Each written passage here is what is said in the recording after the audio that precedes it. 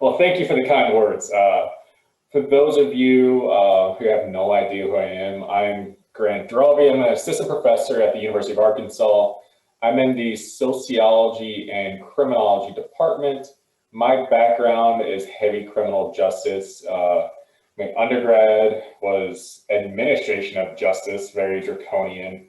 Had a minor in forensic science, did a master's in crim and CJ, then a PhD as well. I never planned on this route at all. I never saw myself in academia. I didn't even take, and I'll discuss today, a lot of the spatial research that I do. I wasn't even exposed to this line of research until my master's. I did an internship with the Illinois State Terrorism Intelligence Center.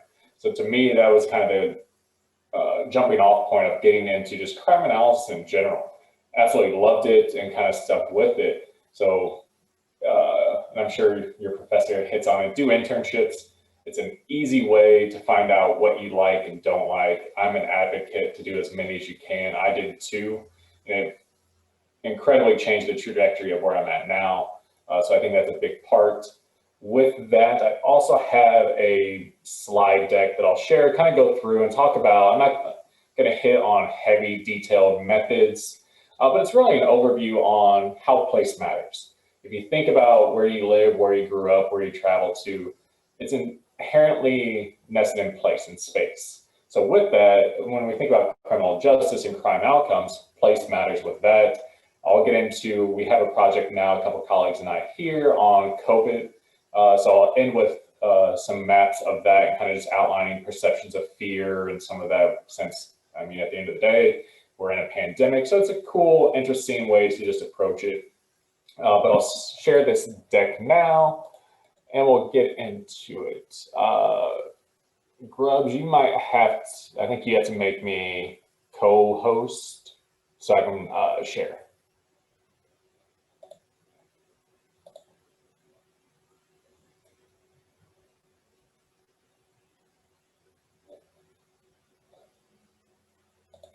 Sweet, got it now. Let's share this screen. All right, there we go. So here, obviously I'm in Arkansas. I do a lot of research in general on Little Rock. One, that's where I did my PhD, so yes, that helps. But it's also a very violent city. When you look at cities over 100,000 population, you might not think of it, but Little Rock's up there, Kansas City, Memphis, St. Louis, this weird kind of mid-America flyover country that has very high violent crime. So a lot of this stuff I'll get into maps-wise, I'll discuss.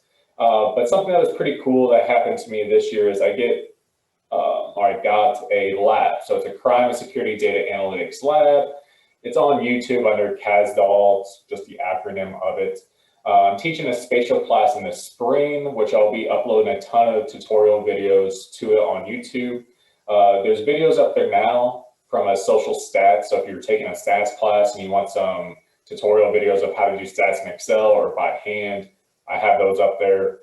Trust me, no one's really looked at them. I can see the views, but if you need resources, they're there. I have no problem making other videos if people would like other examples, so check it out. Always wanting to get more open source material out there. But with that, the lab itself is going to really pick up in the spring, and post-COVID will help quite a bit.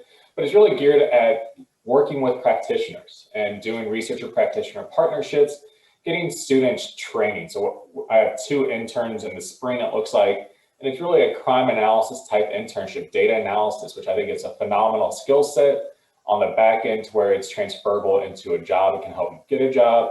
I even got an email this morning from, actually it was LRPD. They have a crime analyst opening asking if I have any students that fit the description, because I have a former student there now, which is kind of cool to work with. But it is a skill set that's growing as data continues to increase in access to. In criminal justice, this is a big part of just access to data and making sense of the data, knowing what you have in front of you. So data access is one thing, but knowing the quality and accuracy of the data is another. But with that, I'm just going to hit on a few different projects I have going on that I've worked on that have a place matters, a spatial lens to it. If you have questions, feel free to shoot them to me in the chat or afterwards we can do a Q&A. I'm pretty open when it comes to my work. I do a lot of work with practitioners, so please let me know. There's work I won't touch on that's much more in the public health arena too. So if you are interested in that, let me know. I do stuff, child maltreatment, suicide, mental health as well when it comes to place matters. So if you have questions, by all means, ask away. Yeah, you can, if you want, put them in the chat box, and I can just monitor that as he's presenting. So I can ask questions if stuff pops up. So like I said, this is a basic map of Little Rock. I kind of start off with this just because a lot of the research and discussion points after this are going to hit on Little Rock as a whole. The map underneath the choropleth one, it's just kind of color-coded based on your concentrated disadvantage. So if you've had a theory course and you think of social disorganization, these are areas that are very disadvantaged when it comes to socioeconomic status. Little Rock, it's very clustered. And then I layered on top of that just your violent crime rates for the 16 through 18. So you can see just visually there is going to be a correlation. There's a relationship between where there's more disadvantage, there's more crime, at least violent crime. You can see what I call the white flight area of Northwest Little Rock. You see low crime, very high fluency, some more organization there. So Little Rock is inherently, if you think back to the historical purpose of Little Rock and the Central High 8 of desegregation and segregation in general, Little Rock is still a very segregated city. If you want to go back and watch a, mid-1990s HBO documentary on gang activity in Little Rock, it's called Banging in Little Rock. It's fascinating, keep in mind it's the 90s, but it kind of hits home to where they had high crime in the 90s, they still have crime now. So even decades later, crime is still persistent in some of these neighborhoods, and that's what matters over time. We actually just got approval, IRB approval this week to do a school survey. So we're doing a parent survey on student victimization, fear of crime, everything with it. Because a big part, there's a lot of gang activity in Little Rock. It's perceptions of. So if you're going to have community outreach and support, you need to know perceptions of. And that's kind of what we're hitting on with the survey, is trying to understand what's going on there as a whole. So this is Little Rock. Keep in mind, top 10 violent crime, even top 10 for property crime, with cities over 100,000. Little Rock has around 200,000 people, most populated city in Arkansas. So yes, Arkansas is a very, total population is I think just over 2 million. So it's not a highly populated state. Little Rock being the largest one of just around 200,000. So with that, one of the main studies or areas of work that I get into is heavily in loss prevention. That's been more so recently since I came to UA, given that the Walmart headquarters is just north of us. Some of the people I work with down in Florida, work with them regularly. So this is really just honing in. I pulled this from a slideshow or a slide deck that I did with them. Zone 4 is kind of the environment that you look at, the immediate environment around a store. So here it's a Steak and Shake, and this one's in Fayetteville. This kind of drives home the point of, yes, place matters, but the larger context matters of where that store is located. So yes, you say your house matters, but if you think about your environment, your neighborhood, all of those affect how you travel, the people coming to and from, the opportunities for crime. So you need to think about it in the larger picture, just not the micro scale. So this is just an example of that. Obviously, you can see in the map on the right, Zone 5, the larger surrounding area. It's next to a mall that's going to drive up the ambient population, transient population, of people just moving in the environment. It's drawing people to and from that area for different reasons. That changes your level of risk for crime. And we'll get into that a bit more in a couple maps. But with that, I wanted to pull an example of Little Rock and kind of shoplifting. So I made a quick tutorial, and this is just over a minute. This is going to zoom in on Little Rock, but what I did was pull NIBRS data, so the National Incident-Based Reporting System, for Little Rock, and I pulled shoplifting specific incidents. And what I wanted to showcase was the relationship between where Walmarts are located, their supercenters, and crime. You might have seen different articles, it makes the news every now and then, of the Walmart effect versus the Starbucks effect. Where stores are located are strategic for their business operations, but you can also see like the cooling effect and whatnot with that. So here the green dots are shoplifting incidents, the yellow pins, and you can see the 4 different Walmart supercenters. All this is going to do is zoom in and show you the larger environment that these Walmarts are in. And you can see in the northwest area where I described as kind of the white flight of Little Rock, the much more affluent, organized area, there's not a whole lot of crime up there in general. When we zoom in, you'll see this Walmart's kind of just isolated from anything else.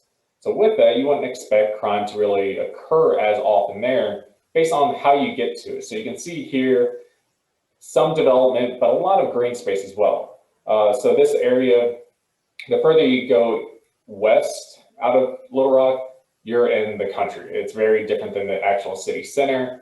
This one you can start to see a lot more businesses around, mixed land use, which is a big part for environmental and crime occurrence, is when you have a lot of mixed land use. When I say that, think of commercial and residential in the same areas. When you have that mixed land use, it shifts the amount of crime just on that alone. Again, very different types of super centers. This one's next to interstate, so easy on and off ramps to get to it. And one in the south, what they call Southwest Little Rock, still a lot of mixed land use. Here you have interstates, major arterial roads, which makes it easy to come to and from. So it changes the dynamic of the area itself. It's really key when you think about why crime occurs where it does. It's the environment. So you have the physical structure, but you also have the social structure of the neighborhoods itself, and we'll get into some. And I imagine your professor here is going to hit on some of these concepts, but I looked through the slide deck that Professor Grubb sent me, and I added a couple to it just to help out a little bit, a couple different ones. A big one is the space and time convergence. This is NIDRS data. Any of you could go download this from the FBI or ICPSR and look at this yourself. All it is, I broke down what day of the week the incident occurred and time of day. Basic routine activities kind of framework, the convergence of in time and space of an offender, a suitable or likely target that's lacking capable guardianship. You see a nice temporal trend here based on time of day and day of week. This helps you from a prevention standpoint, from a policy standpoint. Understanding your data when and where crime occurs is a big part in being proactive and being preventative. Not surprisingly, this is shoplifting. Each crime type typically has their own special, I call this a temporal heat map, so their own temporal heat map. So if you think about burglary or aggravated assault, they're going to shift based on time of day. And if you think about routine activities, especially with burglary, you're going to see probably an uptick right after people go to work, and then in the afternoon, after people go to and from for lunch. So you see shifts in that. It's pretty cool to see when you look at it based on crime type. A big part that's oftentimes associated with space and time is the idea of repeat, near repeat victimization. So you have one place that's hit, it can be flagged and as identifiable in terms of why people commit crime there, but it's flagged as a likely target, a suitable target where someone was successful. So if you're hit one store, say a robbery, you know how to gain access, you were successful, so you're likely to victimize it again. But with that, you also have repeat, which is the exact same one, but you also have near repeat, which if it's a similar target in this close enough area, you have near repeat victimization as well, and time and space, so there's some temporal trends to it. So this is just an example of it. If you're familiar with or ever want to learn ArcGIS, they actually made a crime analysis tool pack that will do this for you, and it's pretty cool. This is just kind of the background of what's going on. But it identifies your originator, crime occurrence, and then your repeat and near repeats from it and connects it for you. So this was just an example that I did in Little Rock of how you can use near repeat to understand that process. But with this same data, all I did was aggregated, this is block groups in Little Rock, of where are near repeats more likely to occur, where the risk of it more likely to occur. All I did, I was interested in this neighborhood, because you can see it's kind of just isolated by itself. The cool part is you can take it into Google Earth, so you can start to see the environment that it's in. Here, it's not as well identifiable, but there's some white houses towards the bottom part of that images. That's what I just loaded in. Those are rental units. So I pulled that out. They have, in Little Rock, you can access rental unit addresses. So you see there's high rental units. And if you think about repeat and near repeat victimization, especially with apartment complexes, once you learn how to gain access to one, you have a plethora of targets that you can hit because they're all designed the same. So if you think about the near repeat process, especially with residential burglary, it makes sense given high rental units and the similarity between targets. And it's just another neighborhood that has a similar setup, high for repeat victimization. And it kind of just drills down into it. If you're familiar with Google Earth, you can actually go down, make a tour, and walk around as well. This is just an overlay of it to see what it looks like in terms of risk and rental units. Moving on from this, and actually how Professor Grubb and I met, I have a project that we've worked on with a colleague at Boise State, Dr. Wells, and we were just interested in looking at intimate partner violence. So where are hotspots of intimate partner violence, and where are services? So access to services is one thing, but distance is another. So on this map, you can kind of see with the two, it looks like plus signs, red plus signs. Those are the two service providers in Boise, which is kind of crazy to think about when you look at the clustering of intimate partner violence. So distance is one thing, so people have sought to access them. And the argument there is it's not ideally located, obviously. If you look at where some of the clusters are to where the two service providers are. Really just interested in that access to the distance to the likelihood of using it. Because the closer you are, the more likely you are to use a service. The further you are, the more effort it takes, the less likely you are to use it. So it becomes problematic when you view it that way. Another way, you can just visualize spatial data and look at it in another fashion. A lot of research also looks at recidivism and probationaries, parolees, access to the offices itself. How close are they? Can they even get to and from? So access to anything is a big one. And I'll end on a couple slides with COVID, but even this in the US, what's called food deserts. So access to fresh produce, everything that comes to that. Access is a big part. How do you get to and from? If it's public transportation, you have very limited access with that. Some other concepts that are key within environmental criminology are the idea of crime generators and attractors. And these can be all sorts of different businesses, establishments, such as schools, liquor stores, your bodegas, convenience stores, bus stops, restaurants, vacant buildings, stadiums, parks, grocery stores.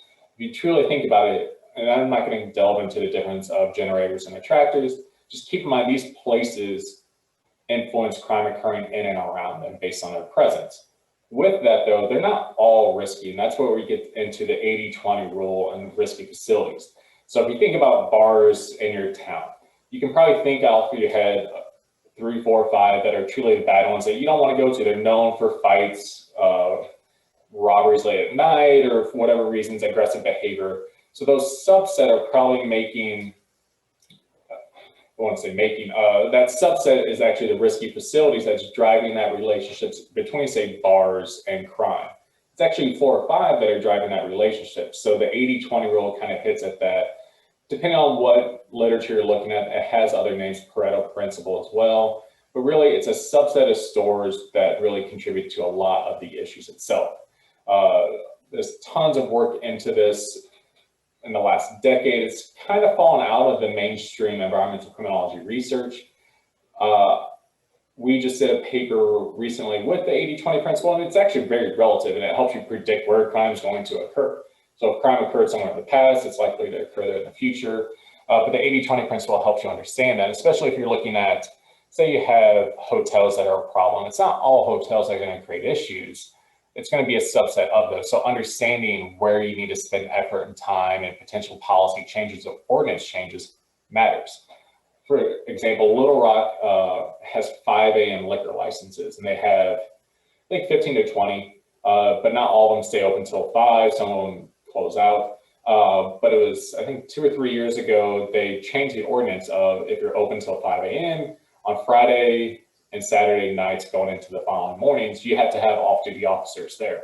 Because if it gets out of hand, there's too much violence, anything that's associated with that, the officers can shut it down.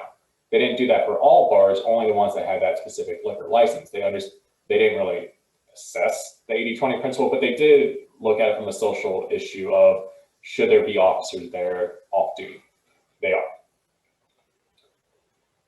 And I know your professor's going to hit on this, but a lot of the research I hit on falls under risk terrain modeling, kind of crime kaleidoscope. So where we think about, even if you think about your town there, where you grew up, if you think about risk and where crime's likely to occur, think about the larger environment, what's going on in that area that makes it risky.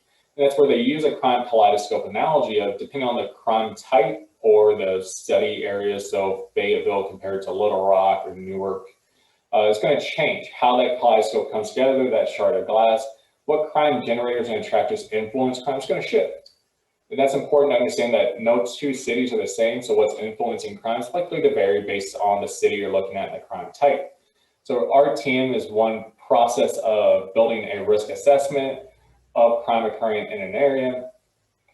And it helps police, and I'll kind of hit on this on the next slide, helps police direct resources. So we know police can't be everywhere at once, but if you can identify high-risk places that are likely to have crime in the future, you can at least direct police to that area. If you're really interested in this, National Geographic did a short video on their Breakthrough series, season 2, episode 5 on predicting the future. We had a project in Atlantic City that implemented risk-based policing. So they followed along, interviewed some of the police officers, Dr. Kaplan and Kennedy up at Rutgers. So that's out there if you're really interested in this. A lot of other agencies have taken this on. We just did a project with Kansas City. And they saw violence reduction based on a more risk approach. So what's contributing to risk, trying to mitigate that risk with simple business checks. You don't want to arrest your way out of a problem. That's just going to probably create a temporal lag of crime occurring. But really changing how policing is done in terms of not arresting your way, but changing the environmental structure of why crimes occur and where it does. When I say that, oftentimes I've dealt with agencies and officers that will simply say, we know where crimes occurring, it's been occurring there for 10, 15, 20 years. That's great.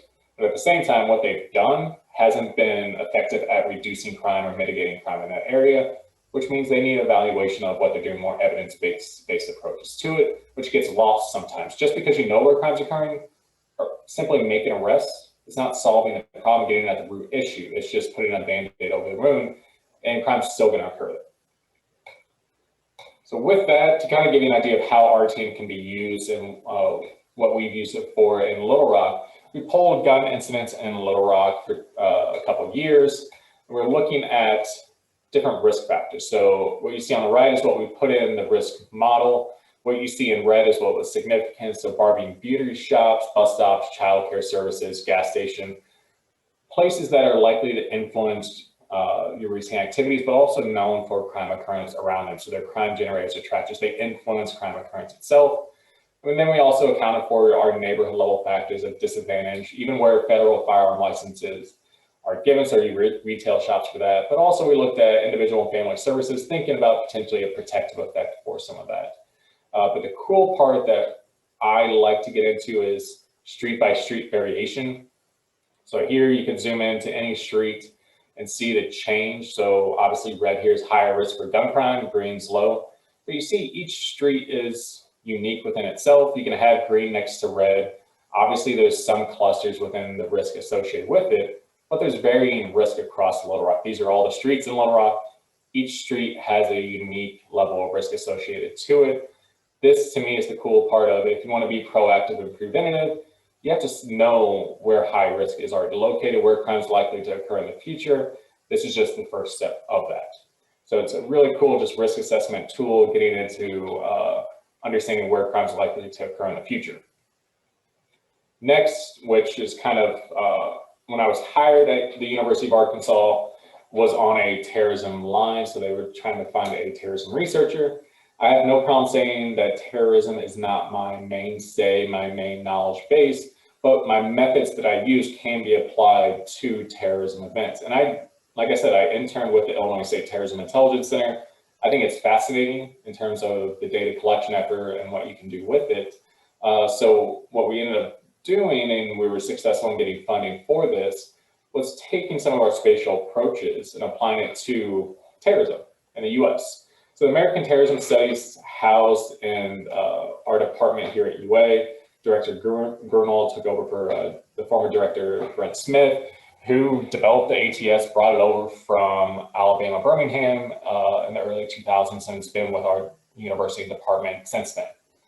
So with that, there's three main research areas for the ATS. It's spatial, temporal, and legal. Really what's going on with the ATS, and they have their own interns there, is they're coding every terrorist-based event in the US. So it's domestic terrorism specifically. They go off FBI definition of what terrorism is, so trying to be consistent, which is a little different than the University of Maryland and the Stark Center up there. But been doing this for decades now. And starting off, we have and they still use them now, access to court records. Obviously, it's a lot easier now versus decades ago. They had to travel to a lot of different courthouses to actually photocopy documents.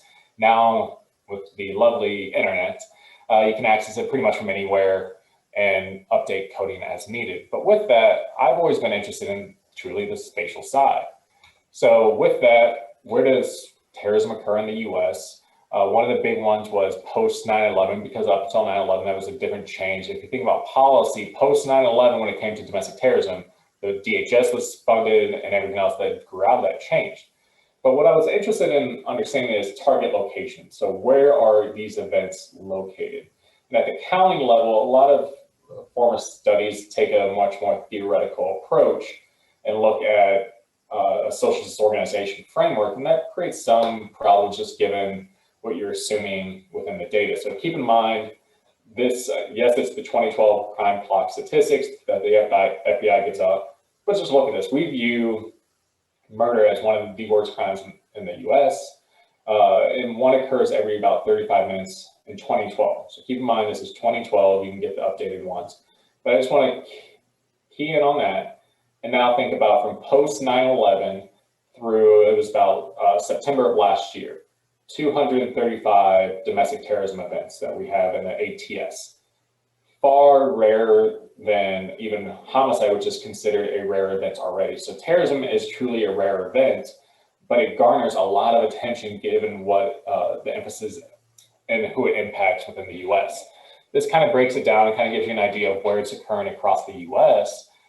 You can already see there's clusters, there's some main areas. Obviously, the Northeast is going to get hit with New York City and some of the other big cities around there. Not shocking. But you can see here, and we even have access now to the extremist crime database, ECDB, that also had some of this information to where you can look, especially in the recent years, of kind of the extremist group movement as well. That might not be classified as terrorist organizations, but extremist movements itself. But what we're interested in here is what's the commonalities in some of these counties. So we know where this is occurring. Why are terrorists selecting some of these places? Previously, a lot of studies look at these basic measures. So population, percent speaking another language, percent renter, public assistance, households with children, female-headed households, and families below poverty line. Pretty common when you look at a lot of neighborhood and community level research when it comes to social disorganization. What I wanted to do here, and for those of you who are not familiar with the one sample Z test, the counties that had a terrorist event, so target location, the 110 counties, I compared those to all of the US counties, so a sample to the population. And what you find is all of these counties that have, the 110 counties that had a terrorist event, are significantly different than the population. So everything. So on each one of these factors, they were significantly different. Typically, though, people combine all of these measures into an index, and you lose out on variation. So the cool part is, it's called conjunctive analysis of case configurations. It continues to update. There's an R package now. There's even an extended version of how to do it in Excel on the YouTube page or the Castal website. But typically what people do is combine these measures, like I said. Here, kept them separated, just categorize them. What you miss out on when you make an index is variation. So ideally, when you see an average across each one for the top one, so percent public assistance, female-headed household with children under 18 and below poverty, that's what you would hope to see, especially when you're making an index. They're all the same. But as you look through that chart, you see variation. So when you go down to just the third one, it goes low, average, low. That means it's shifting. So when you make an index, you miss out on that variation. And it's a very different environment. The context of the environment shifts based on that alone. So it's very important to understand it's not always the same. If you continue to go down, high to average, average to low, all of those little intricacies of it matter, especially if you want to predict and view risk assessment of future terrorism events. You need to be able to pick out some of these subtle differences in the counties where it's likely to occur. I say counties, and I just got access to the data set 2 days ago. It's the most updated address level data for terrorism. So we're actually running some risk terrain models and some more neighborhood levels. So we'll start at the county and go to address level and what is associated with terrorism occurring. Why are those target locations hit? Why do people reside at certain places? So trying to get at some of the crime triangle discussion points. And the last little bit, just to kind of hone in, I'll say COVID sucks. I would love to use other words. I think it's all affected us. It's a pandemic, and it is truly a travesty to see how many people have died and continue to die across the U.S., but also nation or worldwide with that. With that, some colleagues here and I were lucky enough to get a National Science Foundation Rapid Award to survey residents in the U.S. back in March. So with that, we ended up getting funding beginning of March, which if you think back, and trust me, my mind's a blur and I call it COVID brain, it's been one of the longest years ever. But when COVID really hit in the US, wasn't big until end of March, April. April being one of the big months when you saw a lot of the restrictions hit home. But our survey went out at the mid to late March, and the white dots here where we had survey respondents, the black counties below it are where confirmed COVID cases already were at the end of March. So keep in mind, it started in Pacific Northwest with Seattle and Washington. It broke out from there and then obviously spread. What we're interested in is a lot of the psychological, behavioral health, mental health issues. And keep in mind, like what spurred us even looking at this is we were in our office and we were kind of bullshitting in the hallway about there's no toilet paper at the grocery store. Like there was already panic buying ensuing before COVID had even really hit the US hard. And if you remember back in the news media, we were at low risk. COVID wasn't going to be a big thing in the US, and that drastically changed and shifted over the months to come. And you can even see the COVID fatigue now, and our numbers are incredibly high now. I was on Reddit 2 days ago, and there was a nice graphic of the number of New York Times articles discussing coronavirus and the number of cases in the US. And they match each other, and then they invert number of articles comes down and the number of cases shoot up to where it's old news. It's something that we're almost just living with now, which is terrible given what we're dealing with and how many people, it's over 250,000 people have died currently. It's a travesty. And that's where I say GIS can help with this. I've worked with colleagues in Arkansas, and I have some that are doing phenomenal work in this of what hospitals have beds, who has access to services, all this kind of stuff that we don't think about, especially from the education side, which we're all dealing with. Who has Wi-Fi? How do you log in? Everything that comes with it. There's all these spatial components to a pandemic that we don't think about. But for our survey, we wanted to see what are the perceptions of a lot of these different outcomes for it. So they give you an idea, and this is kind of just, I have these maps because I just submitted a book chapter with my colleagues yesterday on GIS approaches, spatial approaches, and kind of descriptives on COVID. This kind of gives you an idea of just the US as a whole right now. This is percent white only population. Pull this from the American Community Survey. Not surprisingly, you see the black belt in the South that's often known for it, and the areas of the US that are not as diverse. Pretty much known, you can kind of see that. But I'm going to show these, and then at the end, you'll see why. Here, unemployment, see similar areas even within that. So there are nice spatial patterns in the US when it comes to this. And then even median household income. So higher the income is in blue, lower income is in the reddish orange. You're starting to see spatial patterns. All of this matters when you now look at, this is an adapted version of the CDC's Social Vulnerability Index, the Sergo Foundation made it for COVID. They take 6 different kind of broad areas and create an index metric for it. Communities at risk for COVID. Obviously, everyone has risk for COVID. It's all over the US. That's not a big issue. Some are more vulnerable than others based on a number of social and economic factors itself. This is a good example of an adaptation of a CDC map. And it's not too terribly different, but it kind of gives you an idea of place matters when you think about who's at risk in these areas itself. We know vulnerable populations are going to be affected by this more so than others. We know some of that information just based on the census information as a whole. But this is, I always like, because you can look at, literally, if you haven't looked at the Johns Hopkins dashboard on COVID, which is fascinating, all the data is available. I absolutely love it from an open data standpoint. It kind of brings it close to home of how many people are affected within even your county itself, which is kind of crazy to think about when you're looking at it over time. So with that, keep in mind, we surveyed back in March. So I wouldn't say it was the height of it. I would say early April, but it was a good point of, this is a LISA map. So it's local indicators of spatial autocorrelation. So where people have similar mindsets. So we had a fear question. It was a sliding scale of 0 to 10. And so we aggregated our individuals up to the county level and then displayed this based on their average fear. So where you see the high means that county itself had high fear and the ones around it also had high fear too. When you see kind of the lighter red, that's where that one's high, but surrounded by low. And then low with the dark blue, they have low fear surrounded by neighbors that are low in fear. You might wonder here, well, not all of them have neighbors.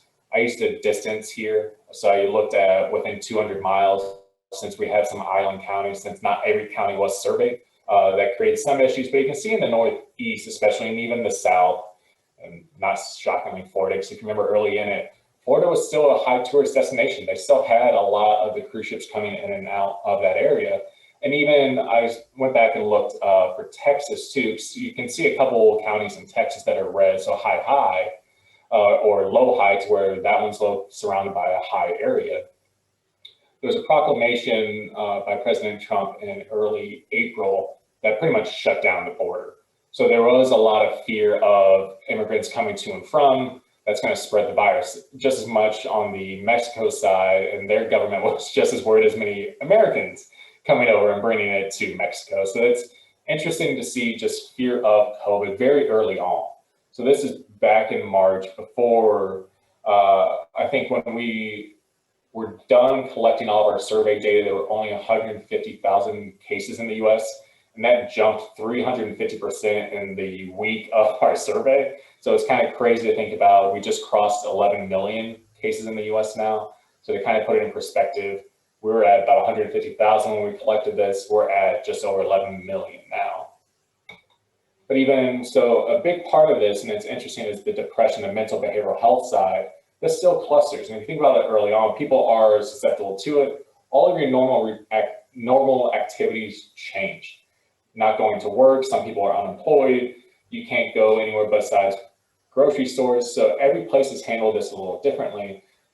And mental health is going to take a big hit. If you think about it, I'm working from my desktop now. I took my desktop out of my office. I've been to my office, I think, twice since March. And that's just to get things out of it. So your entire routine activities has shifted, which takes a toll mentally. People you know are going to die. I've had people pass away from COVID. It affects all of us, and how we cope with that has shifted based on our coping mechanisms all shift as well. And there's now a huge influx in pressure on our mental and behavioral health system that was already, many can argue, is underfunded and not utilized enough. It's at capacity. I mean, we're worried about hospitals and the hospital beds and COVID with that, but there's going to be a long-term effect with the mental and behavioral health. And we even see this, we have a couple of papers on depression and mental health outcomes. Certain populations are at greater risk for this, and it's going to take years to come back from this. So you can already see some patterns with depression, even food insecurity. So we even asked, so who already experiences food insecurity? So ability to purchase, there's Feeding America data on it too. But this kind of just gets at who feels food insecure. A lot of this, I didn't show the map on here. There's another one of experienced food shortages. A lot of these have overlap, but you're already identifying places that are fearful of or experience food insecurity, are food insecure, going into a pandemic. That unemployment, we've only had one stimulus package to where unemployment benefits, stimulus money, access to food in general is not always there. So it kind of creates this vacuum effect of everything's hitting some people at once, which is terrible. But that's where communities have to step up. The government stepped in at one point, helped out. I think each university gets some of the CARES money too, so students are even handled differently within that. But one of the cool ones at the end that I wanted to show was early on, so who avoided events out of the gate? And you see kind of a weird mix in the Northeast, and I kind of hit on this of a lot of people didn't take it as serious, and you kind of see that now. It's still the discussion of, oh, it's not as bad. It's not as bad as the flu. It's not as bad as this, that, the other. It's still a very serious. There's been over, 250,000 people have died already from COVID-related issues, to where who avoided events early on. The Northeast was hit, being that New York's there, kind of the mecca of that. You even see fluctuation there. Not all counties are as, I would say, fearful when it comes to avoiding events. Even staying home from work shifts from that. Based on COVID, you see some different areas pop up. Because of what you see in the bottom one, that's more of the Chicago area as well. So you see that coming up. That's what Michigan, Detroit, you're starting to see that pop up there. Even the Florida areas when it was getting hit hard there. So again, I kind of talked a lot about different spatial approaches from crime to now COVID. But I'll really open it to questions. I had, like I said, other lines of research, recidivism, behavioral health, mental health, public health in general. So if there's questions, happy to take them, but thank you for listening to my spiel.